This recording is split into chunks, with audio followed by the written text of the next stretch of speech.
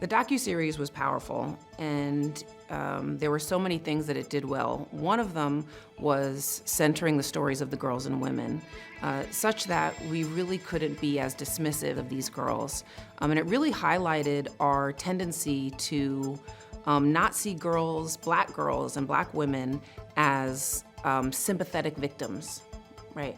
One thing that I, talk about and always want to make a point to talk about is that, you can victimize people when you dehumanize them.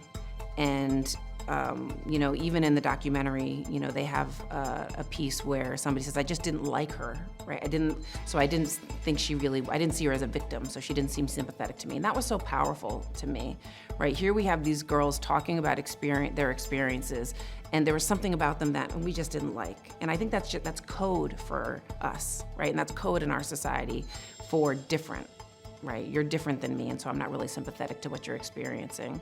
We need to be more expansive when we think about what a victim looks like.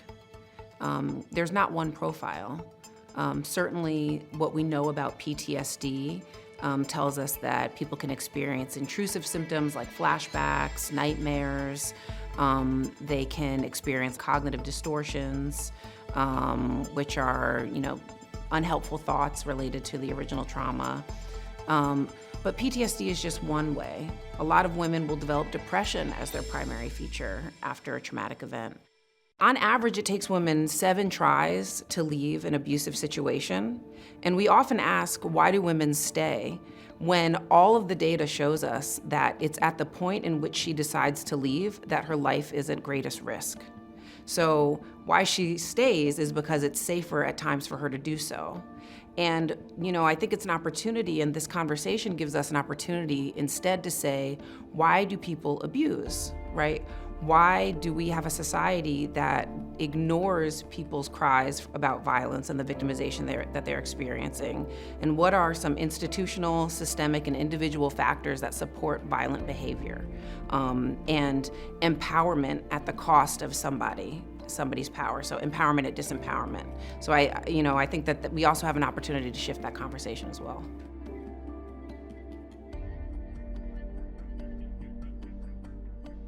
It's extremely affirming to hear another survivor say, I was sexually assaulted, and it is emboldening, and it is empowering, and it provides hope that someone will hear you. It provides hope that finally the day has arrived where survivors can begin to speak. There's a power in telling our stories because it allows for people to connect to us as human beings.